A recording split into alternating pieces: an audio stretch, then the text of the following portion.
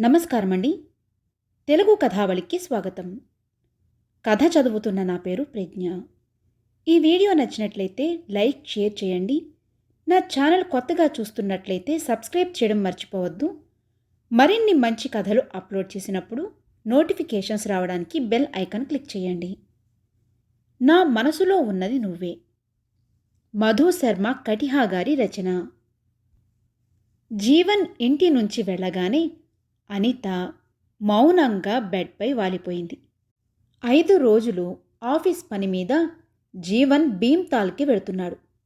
కానీ వెళుతూ వెళుతూ ప్రతిరోజులాగే అతను ముభావంగా బాయ్ చెప్పాడు. పోయిన నెలలో వారం రోజుల పాటు గోవా వెళ్ళినప్పుడు అతను తనకు ఎంతగా గుర్తుకు వచ్చాడు. ఆమె అసహనంగా జీవన్ కోసం ఎదురుచూస్తూ అతని హృదయంలో చోటు సంపాదించే పద్ధతులు వెతకనారంభించింది. తాను ఇంటర్నెట్లో వీడియోలు చూసి కొన్ని ఆహార పదార్థాలు వండడం నేర్చుకుంది. జీవన్ తిరిగి వచ్చిన రోజు కుక్తో వంట చేయించకుండా స్వయంగా తన చేతులతో నర్గీసీ కోఫ్తా, పరోటాలు తయారు చేసింది. భోజనం చేసిన తరువాత తేలికగా ఒక చిరునవ్వు నవ్వి జీవన్ థ్యాంక్స్ చెప్పగానే అనిత ఉబ్బి తబ్బిబ్బైపోయింది. ఈరోజు ఆమెకు పూర్తిగా నమ్మకం ఉంది. జీవన్ మంచి సలహాలన్నీ ఇచ్చివెడతాడు. ఎక్కువ జ్ఞాపకం చేసుకోవద్దు. పని మనిషితో మంచి భోజనం చేయించుకుని తిను. రాత్రి చాలాసేపు మేల్కొని ఉండకు లాంటివన్నీ చెబుతాడు అనుకుంది. కానీ జీవన్ ఎప్పటిలాగానే కేవలం బై చెప్పి ట్యాక్సీలో కూర్చున్నాడు. వెనక్కి తిరిగి కూడా చూడలేదు. అలా ఆలోచిస్తూ ఉండగానే అనితకు నిద్ర వచ్చేసింది. మొబైల్ ఫోన్ రింగ్తో ఆమె నిద్ర చెదిరిపోయింది. ఇప్పుడే ఫ్లైట్ ల్యాండ్ అయింది. జీవన్ ఫోన్లో చెప్పాడు. ఓకే, ఎయిర్పోర్ట్ నుంచి బయటికి రావడానికి ఇంకొంచెం సేపు పడుతుంది కదా. తరువాత ఆఫీస్ గెస్ట్ హౌస్ వరకు చేరుకోవడానికి మరో గంట పడుతుంది.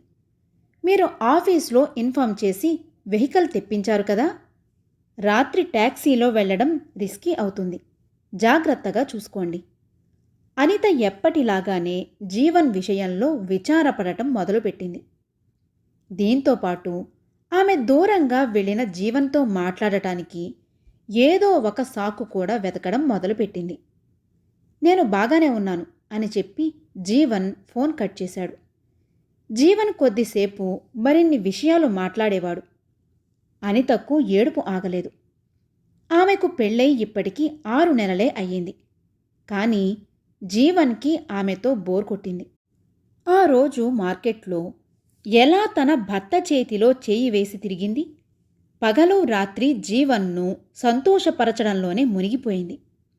జీవన్కి తన గురించి మంచి మాటలు చెప్పేది. కానీ అతడు వినేవాడు కాదు. అతని ముఖంలో ఎలాంటి భావం గాని, ఆమె మాటలపై ఎలాంటి ఉత్సుకత ఉండేది కాదు. మౌనంగా తన ప్రపంచంలో తాను విహరిస్తూ ల్యాప్టాప్ తీసుకుని ఆఫీస్ పనిలో మునిగే జీవన్ అనితకి ఒక పజిల్లాగా మారడం మొదలుపెట్టాడు. చీకటి పడుతుండగానే అనితను ఉదాసీనత పూర్తిగా కమ్మేసింది. తన దృష్టిని మరల్చాలన్న ఉద్దేశంతో ఆమె వాట్సాప్లోకి వెళ్ళి స్నేహితుల గ్రూప్లో చాట్ ఓపెన్ చేసింది. వారెవ్వా, రేపు అందరూ ఇండియా గేట్ దగ్గర కలవాలని ప్రోగ్రాం ఫిక్స్ చేశారు. రేపటి రోజు సంతోషంగా గడుస్తుంది అని ఆలోచించి ఎగిరి గంతేసింది అనిత. నేను కూడా వస్తాను అని మెసేజ్ పెట్టి ఆమె రేపు వేసుకోవడానికి అల్మరా నుంచి డ్రెస్సులు తీయడానికి వెళ్ళింది. దుస్తుల నుంచి మ్యాచింగ్ యాక్సెసరీస్ బయటకు తీసి డ్రెస్సింగ్ టేబుల్పై పెట్టి సంతోషంగా నిద్రపోయింది.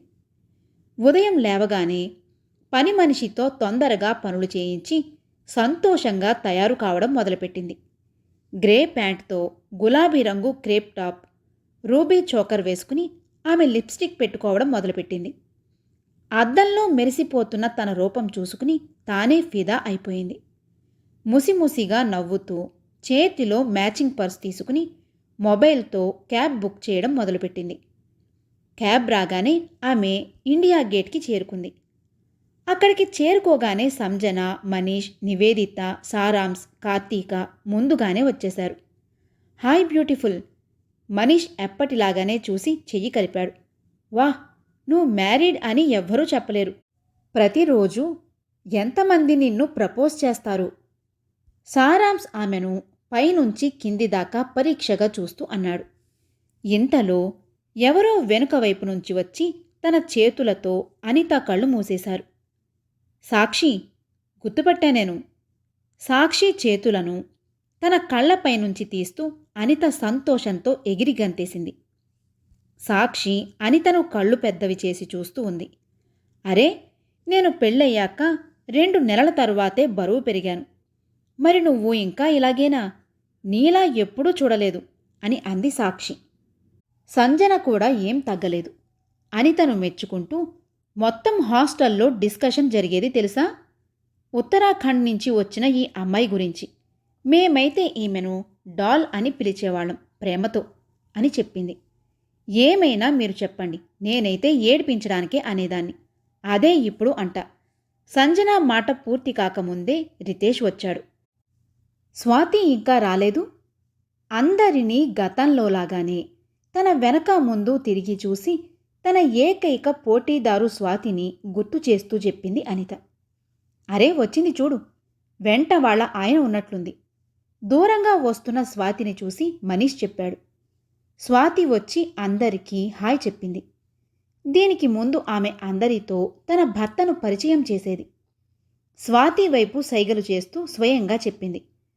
మ్యామ్ లేకుండా తన మనసు నిలవదు, అందుకే ఆమె కొంగు పట్టుకుని వెనక నుంచి వచ్చాడు అని అంది. స్వాతి అనిత రూపం చూసి ఎప్పుడూ కులుకునేది. కానీ ఈరోజు స్వాతి భర్తను ఎలా మజాక్ చేసిందంటే, స్వాతితో పాటు స్నేహితుల మధ్యకు వచ్చి చూసిన అనితకు ఒళ్ళు మండిపోయింది. కొద్దిసేపట్లోనే స్నేహితులంతా పోగయ్యారు. పరస్పరం జోకులు వేసుకుంటూ నవ్వుతూ తుళ్ళుతూ ఇప్పటికీ తాము కాలేజీ స్టూడెంట్లమే అన్నట్లుగా ఎంజాయ్ చేశారు.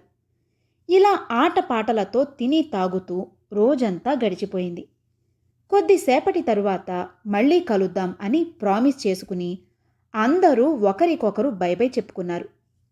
ఇంటికి వచ్చి అనిత 2-3 రోజులు ఫేస్బుక్, వాట్సాప్లో ఫోటోలు అప్లోడ్ చేస్తూ షేర్ చేస్తూ గడిపేసింది.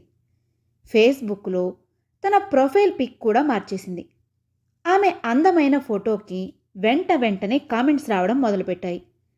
వాటిని చూసి తాను ఎంతో గర్వంగా భావిస్తూ అనిత కామెంట్స్కి రిప్లై ఇవ్వడం మొదలుపెట్టింది. ఈ మధ్యలో జీవన్ తిరిగి వచ్చే రోజు కూడా వచ్చేసింది. జీవన్ రాగానే అనితతో, మనం 15 రోజుల్లోపు మన హైదరాబాద్కి మార్చాలి మాకాం అని చెప్పాడు. ఎందుకంటే మీటింగ్లో తన పనితనం మెచ్చుకుని తనకు ప్రమోషన్ ఇచ్చారని చెప్పాడు.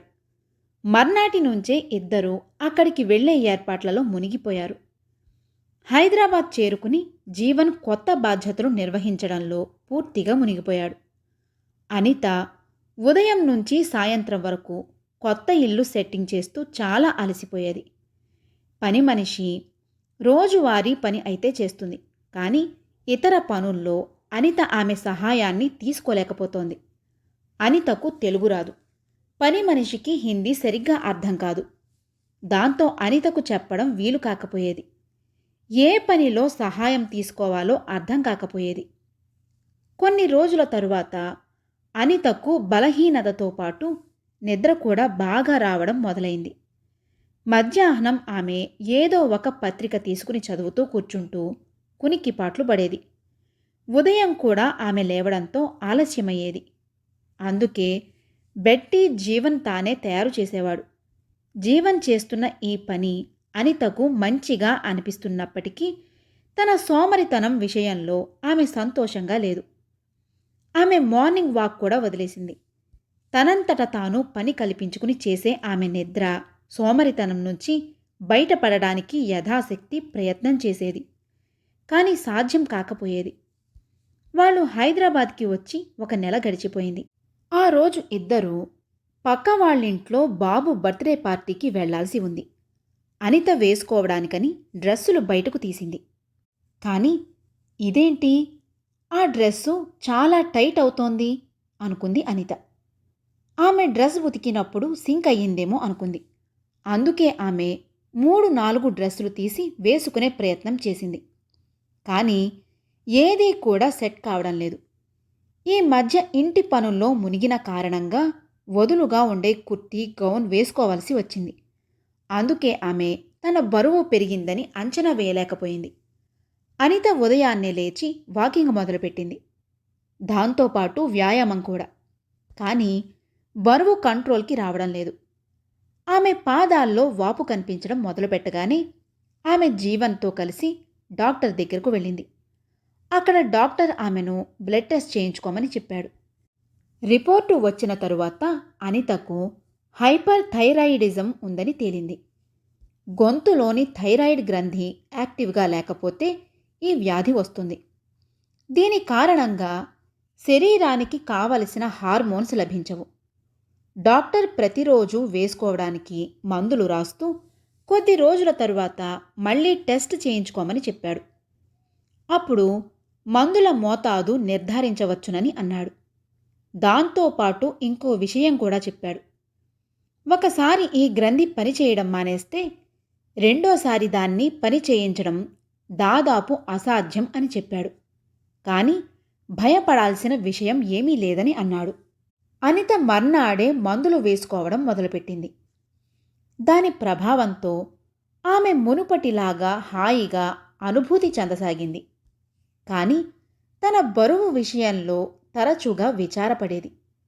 ఎప్పుడు సాధారణ స్థితికి చేరుకుంటుందో తెలియదు. తరువాత కూడా డోస్ ఎక్కువ తక్కువ అయితే దాని ప్రభావం అన్నింటికంటే ముందు బరువుపై పడుతుంది. డాక్టర్ చెప్పిన ఈ విషయం గుర్తుపెట్టుకుని ప్రతిరోజు మందులు వేసుకుంటూ ఆమె ఒక సాధారణ వ్యక్తిలా జీవితం గడపడం మొదలుపెట్టింది. తనకు తాను ఓదార్పు చెప్పుకునే ప్రయత్నం చేసింది. కొన్ని రోజుల తరువాత జీవన్ ట్రైనింగ్ పని మీద 1 నెల రోజులు ఢిల్లీకి వెళ్లాల్సి వచ్చింది. ఇన్ని రోజులు పరిచయం లేని నగరంలో అనిత ఎలా ఉంటుంది? ఇదే ఆలోచించి జీవన్ ఆమెను కూడా వెంట తీసుకువెళ్లాలని ప్లాన్ చేసుకున్నాడు. ఢిల్లీ చేరుకున్నాక వాళ్ళు ఒక హోటల్లో దిగారు. అనిత ఎక్కువగా టీవీ చూడటంలోనే టైంపాస్ చేసేది. ఒకరోజు జీవన్ తన స్నేహితులను లంచ్ కోసం ఆహ్వానించాడు. తామున్న హోటల్లోనే ఏర్పాటు చేయించాడు. అడ్రస్ అందరికీ చెప్పేశాడు. హోటల్లోనే డైనింగ్ హాల్లో టేబుల్స్ బుక్ చేశాడు. తనకు ఇష్టమైన డ్రెస్ వేసుకుని అనిత ఆతృతతో స్నేహితుల రాక కోసం ఎదురు చూడటం మొదలుపెట్టింది.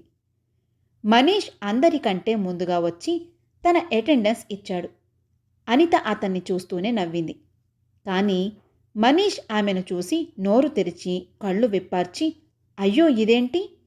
నువ్వు నువ్వు ఇంతలావుగానా? ఏం చేశావేంటి? అన్నాడు. దీనికి ముందే అనిత అతనుకు జవాబు ఇచ్చేదే.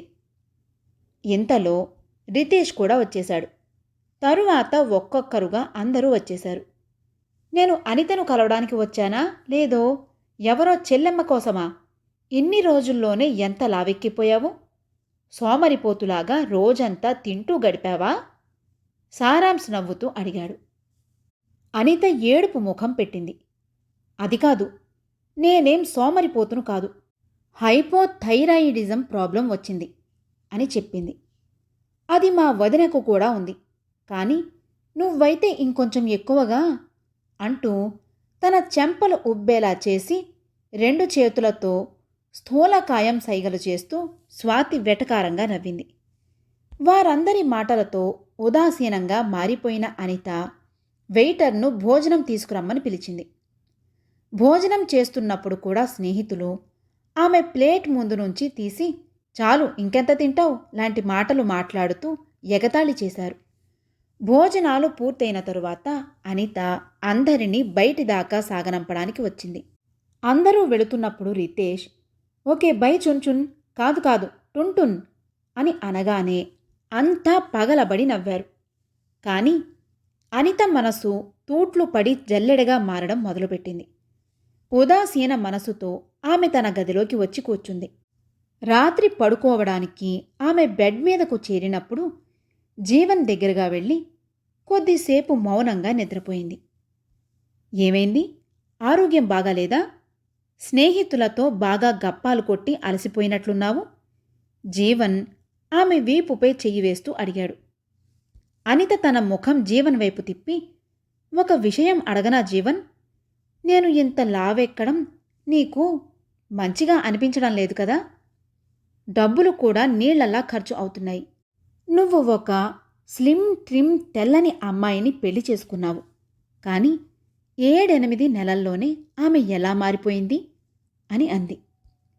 జీవన్ గట్టిగా పగలబడి నవ్వేశాడు. తరువాత ముసిముసిగా నవ్వి అనిత వైపు చూస్తూ, అనిత, ఏం ప్రశ్న అడిగావు నువ్వు? నీకు ఒక వ్యాధి ఉంది, అది నిజం. అందులో వెయిట్ కంట్రోల్ ఉండదు. కానీ ఒకటి చెప్పు, ఎప్పుడూ మనం పెళ్లి సమయంలో ఉన్నట్టుగానే కనిపిస్తామా? ముసలితనంలో నాకు బట్టతల వస్తుంది, లేదా నా పళ్ళు ఊడిపోతాయి. అప్పుడు నీకు వికారంగా కనిపిస్తానా అని అడిగాడు. నువ్వు నన్ను ప్రేమిస్తున్నావు కదా? అనిత ముఖంలో నిరాశ ఇంకా. జీవన్ ఒకసారి మళ్ళీ నవ్వాడు. అనిత, నీతో నేను నాకు తెలియకుండానే మమేకమైపోయాను. నీది ఎంతో అర్థం చేసుకునే మనసు. నువ్వు నా గురించి కేర్ తీసుకుంటావు. నాతో నీ మనసులోని ప్రతి విషయాన్ని షేర్ చేసుకుంటావు. కారణం లేకుండా ఎప్పుడూ కూడా పోట్లాట పెట్టుకోవు. ఇంత క్వాలిఫైడ్ అయ్యి కూడా నువ్వు ఇంటి పని చేయడానికి ఏమాత్రం వెనుకాడవు. నువ్వు నిజంగా నాకున్న పేరులాగా మిగతా వారికంటే స్పెషల్, చాలా ముఖ్యమైన దానివి అని చెప్పాడు. కానీ ఇంతకుముందు మీరు ఎన్నడూ ఇలా ఏమీ చెప్పలేదే? జీవన్ ప్రేమతో చెప్పిన మాటలు విని భావోద్వేగానికి లోనే అడిగింది అనిత. నేను ఉండేదే అలా. తక్కువ మాట్లాడతాను, ఎక్కువ వింటాను. చాలా కొంచెం ఆశిస్తాను. అనిత, నమ్మకం ఉంచుకో. నేను నీలాంటి పార్ట్నరే కావాలని కోరుకున్నాను. అనిత మంత్రముగ్ధురాలైపోయింది. ఇంకో మాట చెబుతాను. మన శరీరంపై దృష్టి పెట్టడం మనందరికీ అవసరమే. కానీ బాహ్య సౌందర్యం ఎన్నడూ మనసుపై ఆధిపత్యం చలాయించకూడదు. నువ్వు ఎప్పుడైనా సరే నా ఈ మనసులోకి తొంగి చూసి నీ ముఖం చూస్తే నీకు నిన్న కనిపించిన ముఖమే కనిపిస్తుంది. ఈ రోజుకి అదే, రేపటి రోజున కూడా అదే కనిపిస్తుంది. ఓహ్ జీవన్, ఇక నాకు ఏమీ అక్కరలేదు. ఎవ్వరు నన్ను ఏమన్నా పర్వాలేదు. చాలు, నీ హృదయ దర్పణంలో నా ప్రతిబింబం ఇలాగే మెరవాలి. అనిత తడిసిన కళ్ళను మూసి జీవన్ను అల్లుకుపోయింది. జీవన్ ఆమె ప్రేమతో కరిగిపోయి తాను హాయిగా ఊపిరి పీల్చుకోవడం మొదలుపెట్టాడు. కథ సమాప్తం.